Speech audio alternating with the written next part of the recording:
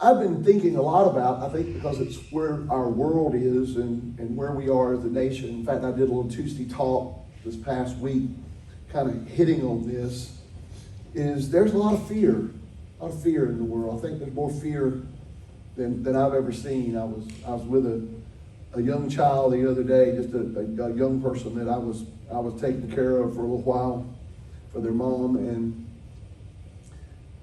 he was talking about, in fact, I've heard 2 or 3 young people, some including my grandkids, some including teenagers. But when it starts affecting children, they were looking back at 2020 and they said something about, that's the worst year of my life.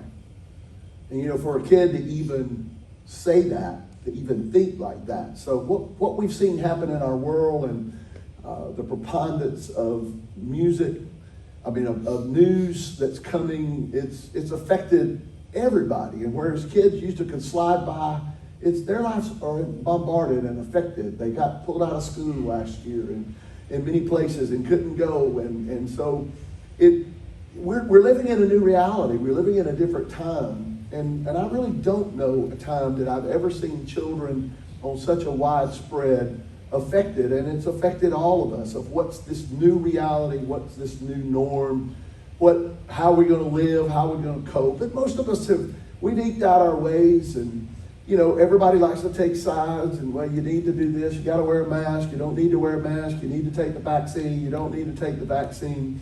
And the great thing about being a child of God, and the great thing up till now about living in America, is we get to make a choice about what we want to do. And the good thing I think that we have is that if we keep our faith in God and make the decisions we feel are right, do we travel, do we not travel, do we interact, do we not interact? And I'll tell you, even I get in sometimes. I turned a corner in a place the other week. I was out eating with a friend, and I turned a corner, and it was like this sea of people. And I'm like, I'm going to hold my breath as I go through here.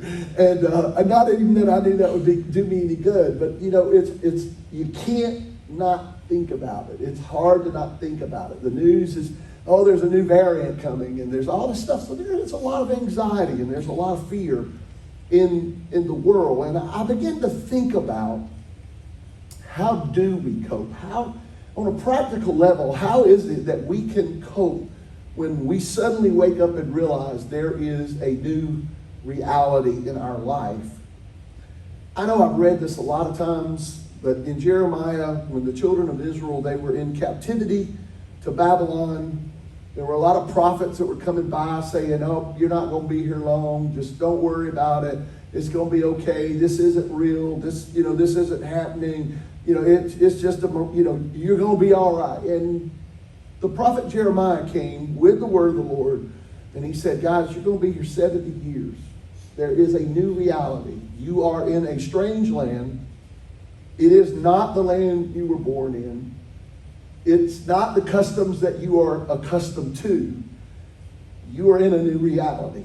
He said, but this is what the Lord of the heavens, the God of Israel, says. He says, build homes, plan to stay, plant gardens, eat the food they produce, marry and have children, find spouses for them so that they may have grandchildren, multiply, don't dwindle away. In other words, grow, don't diminish. And work for the peace and the prosperity of the city where I send you into exile. Pray to the Lord for its welfare, and that will determine your welfare. The situation that we're in, it's where we are. And it aggravates me sometimes when I go to a restaurant that I used to love to go to, and it's closed now because of what people had to go through. Things were not managed properly. They were not, whatever the reason was. It was challenging times for businesses. The businesses I was in, they laid off people. They cut salaries. There was all kind of adjustments that had to be made. Our lives were interrupted. All of that happened. But we still have to figure a way to live. We have to find a way to still be community. We still have to find a way to worship. And I'm going to go ahead and say this. There's, used to before COVID, we'd have 80 to 100 people in here. And I see some of them sometimes, and I don't give you a hard time, but if you're watching, I'm just going to give you a hard time. I see you out in the restaurants, in the bars, in the streets, and interacting. But people have just kind of moved away from coming a lot in a lot of churches from coming. But yet there are some churches that never stop. They never quit, and man, they are growing and going. And even a lot of churches that don't or weren't able to have live services, they adjusted to such a degree that they made it. Restaurants did it. There was all kind of, you had to make adjustments to be able to live. And that's what I want you to think about. That was a lot of hoopla about this thought. What do we do? How do we adjust when we wake up and realize that our life is not what it used to be? A lot of times things happen gradually. I think about the children of Israel. They came into Egypt, and when they first came into Egypt, it was a place of safety for them. It was a place of provision for them. This is a real thought here, and I want you to hear this. Joseph was there. He was leader. There was a famine in their land. They came there. And during that time, something gradually began to happen.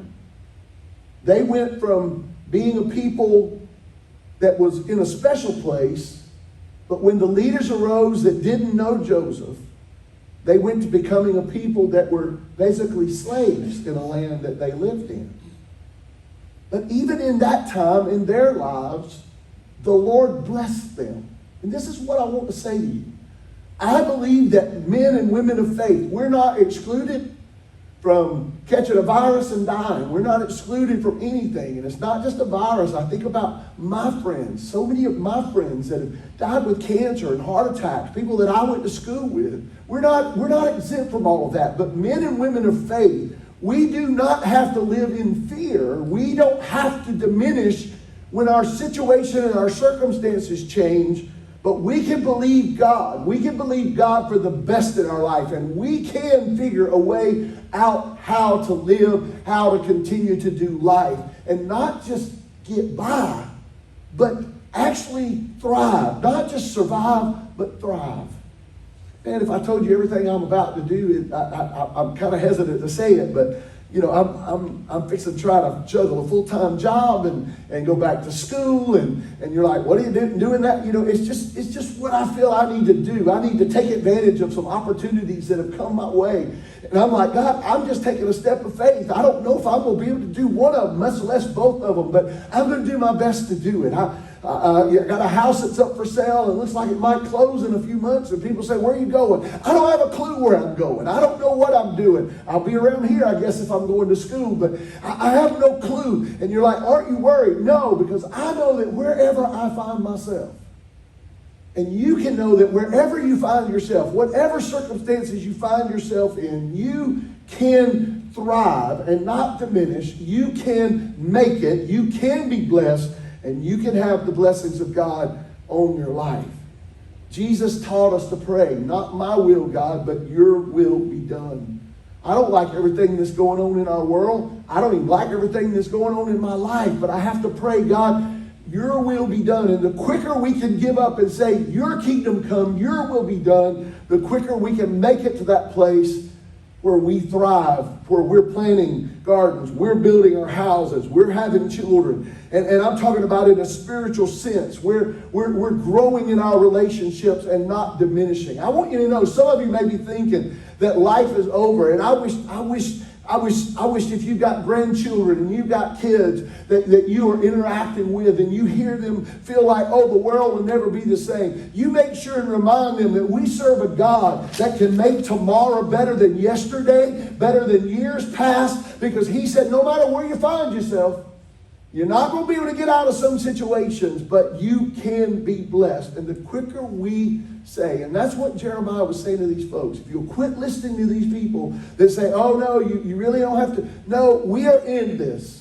This is where our world is today. But guess what? We can still live. We can be blessed. We can still gather. We can still worship. If they were to padlock the doors out there, we can still find a field and worship in it. If they were to say, oh, you can't, we can find a way to live life. Praise God. And that's what we have to do. What do we do when we become conscious of who we are?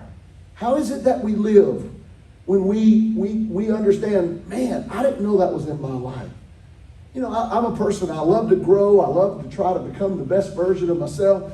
And I remember telling my father one time years ago, and the words, they don't haunt me because I needed to say this. I said, Dad, sometimes people use getting old as an excuse to just get mean. But you can't do that if you want to be around me and my family. You can't just say anything you want to say. And you know, the thing that I respect and admire about my dad is my dad actually heard, and I was careful how I said it because I didn't want to be disrespectful, but my dad heard my heart and he made adjustments to his lives. And I want to encourage all of you, as you become aware of things in your life that need to be addressed, don't diminish, don't let them make you live in regret. Don't let those things cause you to say, well, I can never change, I can never be anything but what I am. But look to God and say, Lord, I thank you for waking me up to this. Now help me figure a way to become better, to move myself through this character flaw, or move myself through this place that I am in. I think about Stephen in the Bible who died. We don't talk a lot about this, but you know, Stephen was, you know, a Christian, a young Christian, and he was preaching the gospel, and they actually stoned him to death. You're like, oh, where was his blessing? Where was his, you know, I don't have the answers to all of this. But all I know is that the Bible describes his death as something happening. That when the realization of what was coming upon him came, and he understood that there's no way out of this, there was a peace that came upon him that was visible. Folks, we need to stop struggling and straining with some of the realities that are in our life. And rather than straining with it, give to it. Surrender to him in it. Stephen didn't surrender to the people stoning him. Stephen surrendered to the one he was serving. And in doing so, he made a mark that affected people's lives, because Paul actually was one of the people, if you don't really realize it, Saul, who then became Paul, he was actually holding the coat. And I believe there was the coats of the men that were stoning Stephen. If I got that story correct, I believe there was something in Stephen and what happened to him that even affected his life, and look what he went on to be. We don't have to always live in a fight, a strain, and a struggle, even when there's strain and struggle in the world. Just don't buy into it. Don't listen at it. Again, I was keeping a friend of mine's son the other week just for about an hour. And we were riding around, and I've never listened to news, but the radio was on, and for some reason, I think I had turned it on a talk show, and the thing was going. He said, please cut that off. I don't want to listen to the news. Lord, we need to listen to children. Rather than listen to people keep us stirred up, we need to listen to God and trust in him with all of our heart. Let me move through this before I get long. You know, what about Samson? I thought about Samson. He was a strong man. He killed a lot of people in the name of the Lord. That sounds weird, doesn't it? But he was a defender of Israel. But he allowed himself to succumb to weakness. And he found himself blinded and chained to a mill where he walked around all day. You know, he could have given up. He could have said, I'll never be anything. But there was something inside of him that allowed him to adjust to that reality. And he's like, I can't go back and undo. Yesterday's gone, but today I'm here. And Lord, I'm in need. And day by day, because of his perseverance and because of him not giving up, he became strong again. And he became strong again while others were not even paying attention to him. I think about sometimes, I know that people we judge other people. I know people judge me because I have judged other folks. And I understand that we get judged because we judge people. And I've looked at people, how can they, when they. And you know what? When we keep going, when really it looks like we shouldn't, when we keep progressing, when we keep doing business, when we keep starting businesses, when we keep progressing in our lives and flourishing in our lives, I know there are a lot of people that say, well, he doesn't deserve. You know what? We deserve what God gives to us. So don't allow people to push you over in a corner and make you feel like you don't deserve God's best, because you do. Our current world situation, our personal situations and crisis. You know, the first thing we need to do is we need to ask God to let us become conscious and aware of what's going on. You know, there is a virus in this world. There is. It affects people's lives. There are people that have died. I think the news and the media and politics and the world systems, I don't know who to believe. I don't know who to believe about what. So you know what I do? I make the decisions that I best can make for myself. I'm respectful of other people. If I have to deal with somebody that they don't want to talk with me in business or even socially, you know, without a mask, I'll put a mask on when I'm with them, you know, but I don't particularly wear one all the time. You know, you take the vaccine, you don't take the vaccine. That's up to you. I've decided what I do, and I'm doing what I do. And I can share, but it's not even important. But what I want you to understand is we need to become conscious and aware of where we are and what's going on. And we need to ask God to let us wake up and understand this is the world that we live in right now. This is what, you know, business. They threw me into sales, and it was going to be all exciting. I do travel a good bit, but, you know, we travel, we go face-to-face. Still have a lot of people. We're not comfortable, so we face-to-face meetings. So, you know what? We're doing it virtually. You learn how to work that computer and get a good camera, and you make those adjustments. You don't stop moving forward. You don't stop selling. You adjust to what is there, and you do your very best. I'm the crazy guy. I kept going through all of this. God has protected me through it. He has kept me through it. You know, and I thank God for that. And I'm very conscious, and I'm very careful, and I try to be conscious. But you know what? I haven't had to stop living. You don't have to stop living. It's the same thing as I look at my life over these last 4 years. And I'm moving into 5 years not being the senior pastor of a large church. But you know what? I've kept living, and I've found a way to minister. I found a way, and there's a group that gathers here and a group of people that watch and some that support, and we thank God for that. But you know what? I found a way to keep doing what I do. You find a way to keep being you. When you retire, find a way to be you. When you've got lots of money, find a way to be with you. When you don't have lots of money, find a way to be the best version of you that you can be. And that's the covering that we have from God. We don't have to fight it. We don't have to struggle, but we don't have to give up. Man, I want to get excited this morning. We don't have to give up because the world says, oh, fear. You can't. Yes, I can. Yes, I can. I can progress. I can. Yes, I'm in the middle of captivity. Yes, I feel like I'm in a strange land. Yes, this is where I'm in right now. But God's word to me is live. Don't diminish, but rather increase while you are where you are. It's real important that we have consciousness of the truth for our lives, of where we are, and not be misled by things. There's a verse of scripture that I've always loved in Matthew 6, 22 through 23. Your eye is like a lamp that provides light to your body. When the eye is healthy, your whole body is filled with light. But when your eye is unhealthy, your whole body is filled with darkness. And if the light you think you have is actually darkness, how deep is that darkness?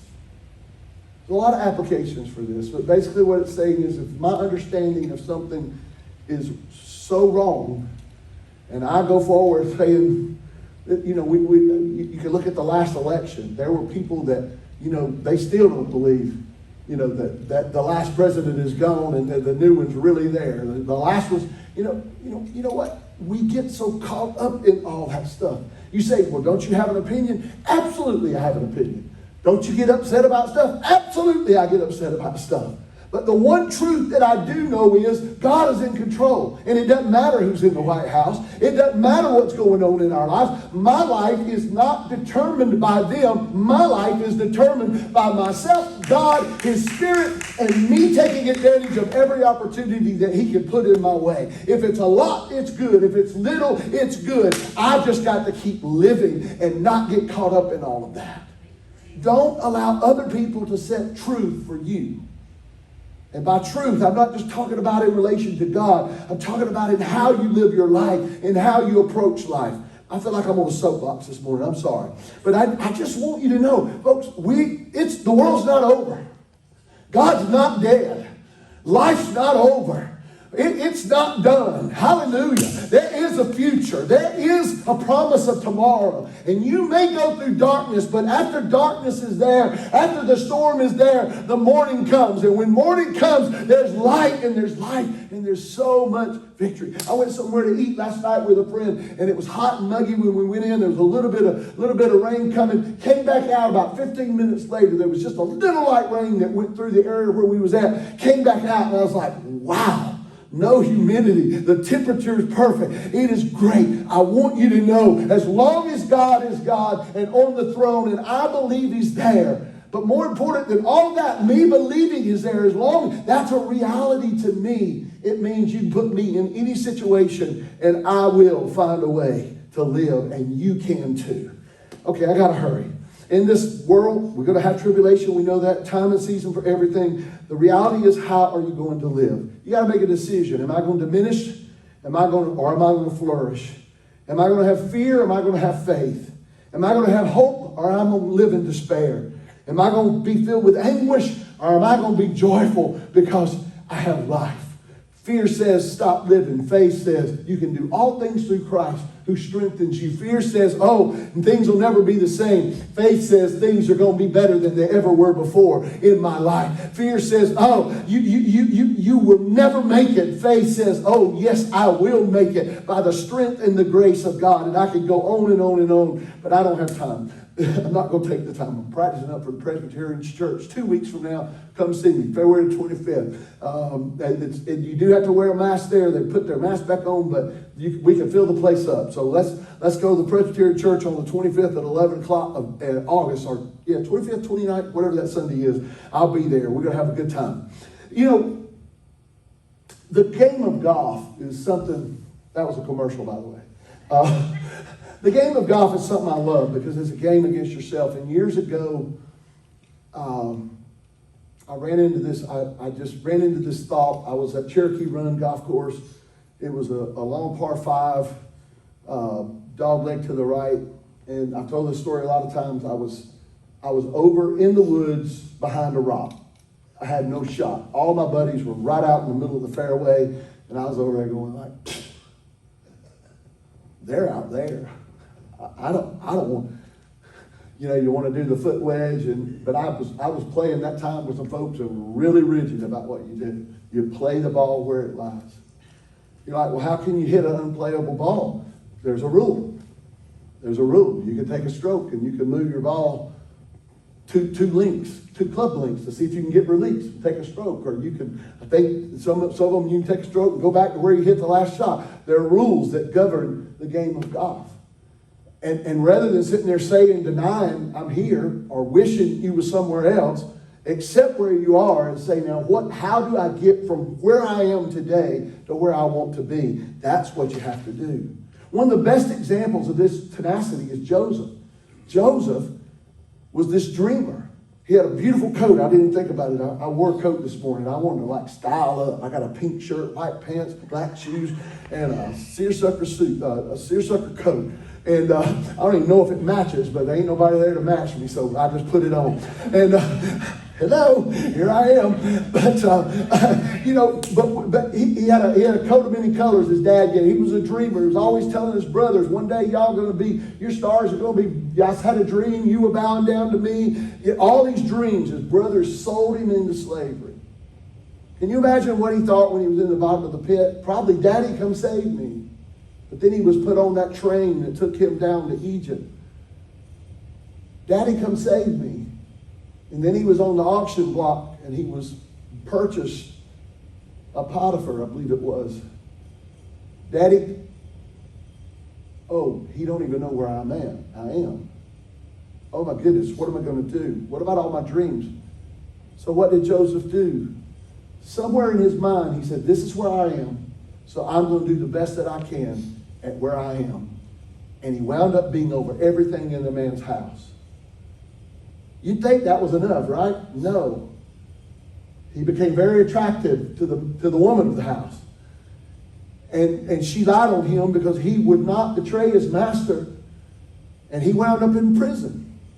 He could have stopped again, but he's like, well, I'm sure he had some down days and some depressed time. And I don't know how many years he's been in jail, and I don't know how long it took him. But somewhere inside of him, he's like, well, I'm in jail. I'm going to be the best prisoner that you can possibly be. And before you know it, he was over all the prison. And then he had some people come by. He interpreted some dreams, did a favor for them, and they forgot about him. But eventually God brought him because he did not give up to where he always thought he would be. Wow. I want to tell you something. Some of you are not where you thought you would be. I'm not where I thought I would be. But you know what? God will get me to where I'm supposed to be if I will not give up, if I will persevere and not live in fear. The man with one talent, you remember what he said? When the master came and he was taking an account of the talents, the gifts, and the one went out that had two, whichever story you're reading, the one that had two made four, one had two, the one that had 5 made 10, the one that had 2 made 4, the one that had 1 come up and said, here's your talent. And the master said, what did you do with it? He said, I was afraid. I was afraid. Don't let this world make you afraid to live. Don't make this world make you afraid to do your best. You're like, I really am. I'm fixing to jump into something that could destroy me, mentally and everything else, trying to take on too much in my life. But I want you to know, my friend, I'd rather die trying than live a life that's not fulfilled because I'm not trying. Don't let fear cause you to stop having faith for tomorrow. I don't know about tomorrow. I don't know what will be there. But I'm not going to live in dread. I'm not going to live in regret. I'm not going to live in bitterness. I'm not going to live in anger. I'm not going to live in unforgiveness. But I'm going to live in faith. And I want to tell you, work through whatever it is you got to work through to forgive. Ask God to help you. It don't mean I got to forgive. Just acknowledge to God, I don't have forgiveness yet. I'm still bitter about this. Sometimes God shows me stuff that I didn't even know I still had inside of me. And I lay it out before Him and I'm like, God, you got to help me. You know what? And He always does and He always will. You don't have to settle living in dread and regret and bitterness and anger and unforgiveness. But develop a strategy, make a plan. And you're like, but what if I make the wrong plan? Many times I've made the wrong plan, but there's a verse of scripture that's always kept me, and that's Proverbs 16:9. We make our plans, but God determines our steps. We make our plan. So you know what? If I make the wrong plan, God will still get me to the right place. I said, if I make the wrong plan, never will forget, Pastor told me one time, I'm like, I don't want to know what the will of God is. I have 2 decisions. I don't know what to do. And I put that decision off for years. And he finally said, just make a decision. I ain't going to tell you how else he said it, but just make a decision, David. God will bless whatever decision you make. And if it's the wrong one, he'll reverse it and put you in the right. But don't stop there in the middle, paralyzed by fear of making the wrong decision. Because if you keep persevering, you will reap if you faint not. I'm through.